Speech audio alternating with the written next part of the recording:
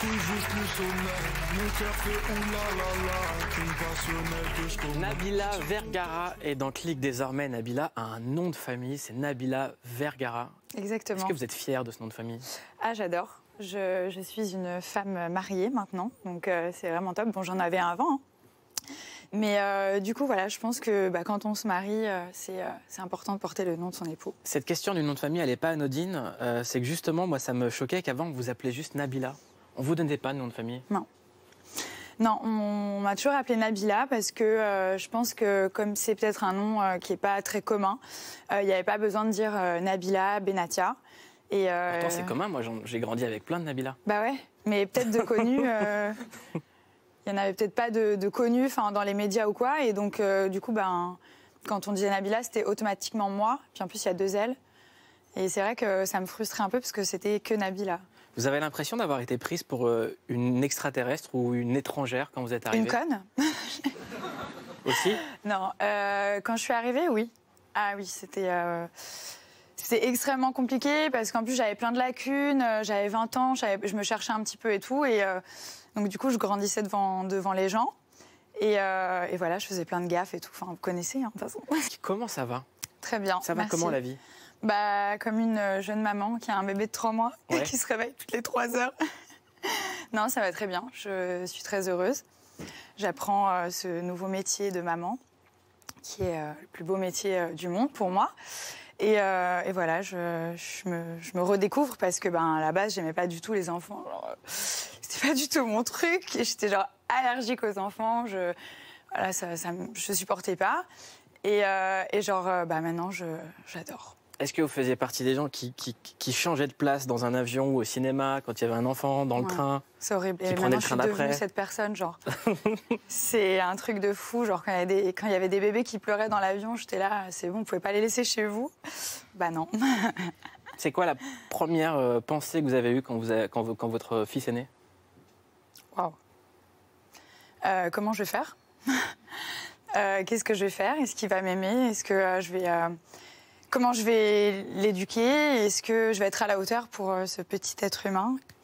Puis voilà, c'est une énorme responsabilité. Donc moi qui suis un peu...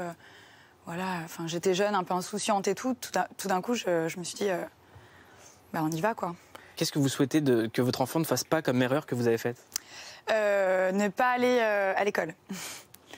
Pas aller assez loin à l'école, parce que moi j'ai arrêté très tôt, parce que je pense que j'ai pas été assez poussée, je sentais que j'avais pas les capacités, et puis voilà, ça me saoulait, je pense, parce que c'est pas non plus une partie de plaisir. Mais je pense que je lui souhaite de faire des belles études. Vous avez 27 ans maintenant. Ouais. Vous êtes né à Annemasse. Ouais. Vos parents ont divorcé lorsque vous aviez 13 ans. Oui. Vous vous installez alors à Genève avec votre mère. Mm-hmm. L'école, vous avez arrêté assez tôt. Ouais. Et après, vous êtes parti en Corée. Après, j'ai été faire du mannequinat. Ouais. Donc, j'ai été à Séoul. Et voilà, c'était très bien et tout. Mais pour moi, c'était boring. J'avais pas du tout envie d'être mannequin. Ça me saoulait. Je trouve que... Enfin, je dis pas ça, mais j'avais besoin d'être plus qu'un numéro.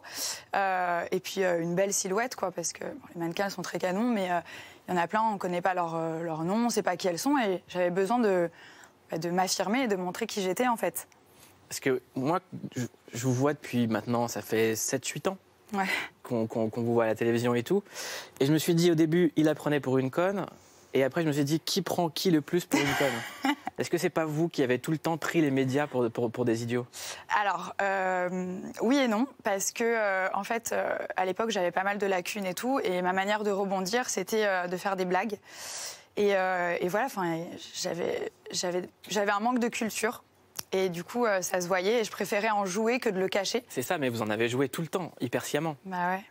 Et au final, j'ai appris et je suis devenue de moins en moins bête. Et j'ai acquis pas mal de culture et puis après, voilà, j'ai évolué, quoi. Et là, maintenant, vous citez Oscar Wilde sur Twitter pour parler de votre fils. Ouais, j'ai vu cette phrase, je la trouvais hyper belle. Mais je sais pas trop qui c'est, je sais que c'est Un tweetos. Non, genre un mec qui est hyper intelligent, là. C'est ça. Voilà, ça c'est le vice de Nabila. Pas... Non, mais je sais vraiment c'est du pas. cheville, Nabila, on connaît. Avouez. Comme Céline et tout, là, ces gens. Un écrivain? Non? Philosophe? Voilà, un philosophe. C'est ça. Et votre enfant est déjà sur Instagram? Oui. Vous êtes posé la question de l'exposer ou pas? Oui, c'est une très longue question. Ça a été pendant 9 mois, donc quand j'étais enceinte. Est-ce qu'on le montre, est-ce qu'on le montre pas? Comment va-t-on faire pour le cacher quand on va aller en France ou voir la famille? Si quelqu'un prend une photo et la vend, comment je vais le vivre? Et j'avais trop peur de le cacher et qu'on me poursuive pour avoir son visage. Et je m'en serais jamais remise si je l'aurais pas fait moi et quelqu'un l'aurait fait à ma place. J'aurais pété un câble. Donc je me suis dit, ok, voilà. Je le fais avant qu'on le fasse. Je le fais avant qu'on le fasse. Et puis, je suis quelqu'un, voilà, j'ai ma communauté, je suis tout le temps sur Snapchat, sur Instagram, je partage énormément avec les gens depuis toujours, genre ça fait partie de ma vie. Et je me suis dit, ils m'ont vue enceinte, ils m'ont connue jeune et tout, et là, je leur cache mon enfant. Enfin, je me suis dit, c'est peut-être frustrant pour eux aussi. Donc voilà, on a décidé avec son papa, bien entendu, parce que on prend les décisions à deux, on s'est dit, bah, ok, on va le montrer, quoi. Et quand aujourd'hui, vous dites, voilà, tout le monde connaît tout de ma vie, comment est-ce qu'on vit quand le téléphone est éteint? Mal. Non, ça fait du bien de temps en temps de couper. Mais c'est vrai que voilà, moi j'ai grandi quand même ça. J'ai toujours fait de la télé-réalité depuis mes 20 ans. Et donc du coup, je me vois pas vivre autrement. Donc c'est ma manière de vivre tout simplement, quoi. Il y a aussi l'aspect business, entrepreneur. On peut vous qualifier comme ça? Oui. 2018, en novembre, vous lancez une marque de cosmétiques. Ça s'appelle Nab Cosmétiques. L'année d'après, on relance une nouvelle collection qui s'appelle Nabila Beauty. On regarde. Pour les filles, je vais vous montrer pour l'application du highlighter. Donc là, je vais utiliser le Gold on Fleek.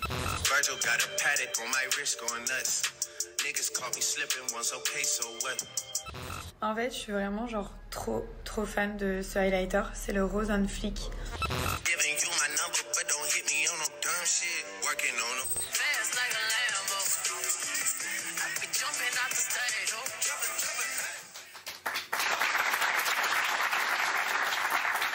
C'est un vrai business aujourd'hui selon Forbes. L'industrie des produits de beauté approche la barre des 500 milliards de dollars de chiffre d'affaires. Il y a eu Fenty Beauty, la marque de Rihanna, 500 millions d'euros en une année complète d'existence. Il y a eu la marque de Kylie Jenner, cosmétique, plus de 400 millions de dollars de bénéfices en 1 an et demi. Il y a eu la marque de Kim Kardashian. En une journée, elle a levé 14 millions de dollars en 24 heures. Wow. Est-ce que c'est des modèles pour vous, ces entrepreneurs-là? Des modèles de femmes, d'entrepreneuses, oui. Après, des modèles de vie, peut-être un peu moins. En tout cas, j'ai énormément de respect pour ces femmes parce que pour moi, c'est des femmes de pouvoir. C'est girl power. Elles entreprennent des choses. Elles réussissent dans énormément de domaines. Et voilà, oui, je les respecte. Ouais. C'est quoi une femme de pouvoir en 2020, Nabila? Pour moi, c'est... Merci. Pour moi, c'est une femme qui entreprend, qui s'affirme, qui se laisse pas faire et... Voilà, qui est fière, quoi. 2018, j'ai rencontré Kendall Jenner, c'est la demi-sœur de Kim Kardashian. On regarde. Je sais qui c'est. How can you manage all the hate that you see on the internet? How can you deal with that? I try not to look at it. If it ever does come my way, I kind of just like brush past it. But yeah, it's all just like, it's Instagram trolls and people that kind of have nothing to do with their lives. So they like sit behind a computer and just troll all day. So I don't know, you can't think too hard into it. So you do not feed the troll? No. Comment vous gérez, Nabila Vergara, la haine sur Internet? Alors, déjà, l'avis des gens à mon égard. Donc, quand j'ai commencé, les gens, ils étaient hyper méchants. Genre, il y avait grave une team Nabila et une team oui et une team non. Et du coup, maintenant, genre, moi, je suis sur Twitter. Je sais qu'il y en a plein qui fuient Twitter parce que c'est hyper... Twitter, ça rigole pas, genre on peut s'en prendre plein la tête et tout. Moi, j'adore Twitter, je kiffe. Et je pars du principe que quand on a envie d'être connu, on est médiatisé, il faut assumer aussi les mauvaises critiques. Donc voilà, moi, ça me dérange pas du tout. Mais je me rends compte qu'il y a quand même énormément d'avis positifs. Il y a toujours des haters. Donc ça, c'est obligé, ça fait partie du jeu. Mais non, les gens, ils sont quand même assez bienveillants avec moi et voilà. Mais ça a été quoi pour vous la finalité? Parce que j'ai l'impression que être connu, c'était juste une façon d'avoir accès à des milieux de pouvoir ou de pouvoir faire du business à côté. J'ai pas l'impression que c'était la fin en soi. En fait, à la base, je vais pas vous mentir. C'est qu'à la base, je savais pas du tout où j'allais. C'est-à-dire que moi, voilà, j'avais pas énormément de bagages. J'avais voilà, j'avais envie de faire quelque chose de ma vie, de réussir, d'entreprendre des choses. Mais sans études, etc., c'est un peu compliqué. Il y a eu un aspect survie, en fait, d'aller dans une télé-réalité. Il y a eu un truc comme ça? Non, c'était que j'aimais bien, en fait, le show. Moi, j'adore faire le show. Je suis comme ça, je kiffe, je me prends pas la tête, je me prends pas au sérieux. J'aimais bien, puis en plus, c'était des vacances avec d'autres gens. J'ai rencontré mon mari dans l'émission, donc voilà. Puis j'avais 20 ans, donc j'étais hyper insouciante. J'avais envie de faire quelque chose. C'est quoi votre définition de la réussite? D'être heureux. Ouais, d'être heureux, d'arriver à faire ce qui nous rend heureux, en fait. Vous avez dit que pour vous, comparé à votre réussite et à votre exposition, c'est rien à côté du trajet qu'a fait votre père. Ouais. Bah, en fait, moi, j'avais plus de bagages que mon père. Genre, mon père, il avait rien. Genre, mon père, il est venu d'Algérie. Il savait ni lire ni écrire. C'était hyper compliqué pour lui. Et donc, du coup, maintenant, il travaille aux Nations Unies, en Suisse, qui est une immense organisation, depuis 25 ans. Et il a un poste qui est hyper important. Alors que, voilà, quand il a commencé, il était en stage, il distribuait le courrier. Maintenant, il a un super poste et je suis trop fière de lui, quoi. Et qu'est-ce que vous souhaitez comme métier pour votre fils? Moi, je le voyais bien pilote d'avion. Du coup, je lui ai acheté plein de jouets, genre en forme d'avion et tout, c'est horrible. Et non, et son père, il aimerait bien qu'il soit sportif, qu'il fasse du sport, du foot. Mais non, mais voilà, nous, on a juste envie qu'il soit heureux, en fait, donc on verra. Il y a aussi quelque chose qui me fait mourir de rire, c'est quand vous faites des vidéos avec Camille Lelouch. Vous êtes une moula ou pas? La grosse moula. La grosse moula.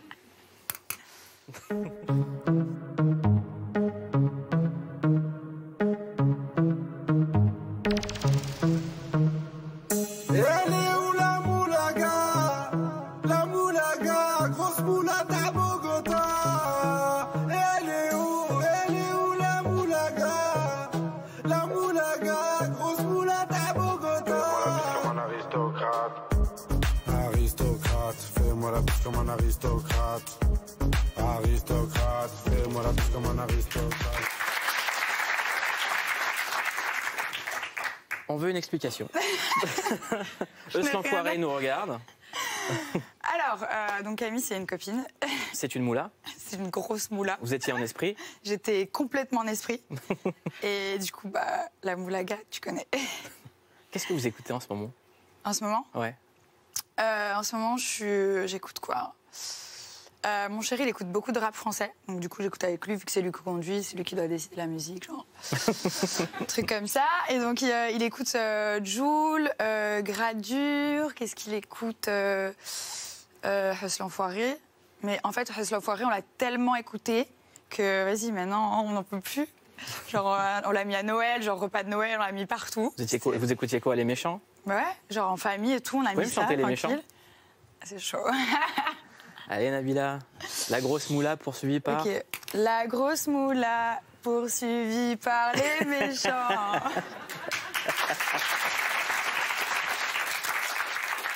Moi, il y a une vidéo qui me fascine de vous. C'était en 2018, suite à une condamnation. Vous êtes contrainte de faire du tige et vous le partagez quand même sur les réseaux. Non, mais je me suis vraiment, genre fait tuer pour ça. Ah ouais? Ouais. Pourquoi? Non, parce que moi, je partage tout et ils m'ont dit il ne faut pas snapper pendant les travaux. Et je comprends, respect et tout, il n'y a pas de si. Mais genre, ça m'a démangé. Et du coup, c'était même pas mon portable pour moi, c'était... Et donc, du coup, j'ai snappé et le lendemain, ils m'ont dit ouais, franchement, si ça continue comme ça, on va me mettre en cuisine et tout. Il fallait leur dire si j'y étais, pourquoi vous y étiez? Bah ouais. Si vous ont vu, c'est qu'ils y étaient. Ben non, mais parce qu'ils ont vu ça le lendemain, genre c'était partout. On regarde? Ok. Allez. Bon, qu'est-ce que je dois faire du coup, madame? Donc vous allez essuyer les tables, les chaises des petits. Ouais. Et les jouets aussi. Ok. Voilà. Avec quoi du coup? Vous Avec avez ça? un produit qui est là. J'ai pas envie de mettre mes doigts dans les toilettes, quoi. Enfin... Mais c'est bien. Et ce qu'on attend de vous. Ok, je vais le faire. J'attends juste que ça sente mieux. Thug Life. Ah ouais, non, c'était chaud. Qu'est-ce que vous en avez tiré comme expérience de ces travaux d'intérêt généraux? Qu'il faut pas utiliser de javel parce que ça brûle les doigts. Ouais, intérêt Mettre général, des gants. Pardon. Non, après, c'est une leçon de vie. Enfin, je veux dire, c'est bien fait parce que Du coup, ça te rappelle pourquoi tu es là-bas, ça te remet les pieds sur terre, plein de choses comme ça. Donc, c'est que bénéfique.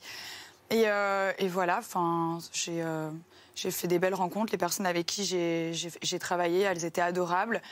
Et voilà, elles m'ont parlé de leur vie. Je me suis rendu compte que j'avais énormément de chance d'en être arrivée là, que c'est pas facile pour tout le monde, etc. Des choses qu'on oublie. Et non, ça m'a fait beaucoup de bien, vraiment. Est-ce qu'on peut vous regarder dans Orange is the New Black? Ok. J'aime bien dire ça. Nabila est dans Orange is the New Black. Well, hello, Kim Kardashian White. What your name is? Nabila. Nabila what? You tell her you got an accent. Where you from? Canada? No, I'm French. I'm from Paris. Oh, she French. Oui, oui, ooh la la, okay, cheese. Oh, your hair smells good. It's like lemons. Lemons and cheese bread. Hey, don't be scaring her now. Now tell me, you been smuggling in them products, would you? Oh. Hello? I mean, your hair is magnificent, and you don't use shiver. Hello? Hello, hello. Leave me alone with this catchphrase. I'm sick of it. Incroyable. C'est trop bien. Cette phrase, elle a traversé le monde, en fait. Carrément. Non, c'était trop bien. Franchement, en plus, j'étais fan de la série et tout. Des meufs au placard et tout. Du coup, on se comprenait un peu, tu vois. Non, mais voilà, j'ai kiffé. Puis moi, j'étais dans un film. Genre, pour moi, c'était des actrices de ouf et tout. Et genre, moi, la petite Frenchie qui était là et tout. Enfin, trop bien. J'étais trop contente. Est-ce que ça vous a donné envie d'en faire plus, du cinéma? Oui et non. Moi, j'aime beaucoup. Après, je vous cache pas que... je sais pas si j'ai les compétences. Moi, j'aime bien jouer. Franchement, c'est un truc qui me fait kiffer. J'aime bien jouer, j'aime bien pas me prendre la tête. Et ouais, c'était marrant. Enfin, il n'y avait pas vraiment de texte à dire. On avait une petite trame. Après, on pouvait faire un peu ce qu'on voulait. Donc non, j'ai kiffé, ouais.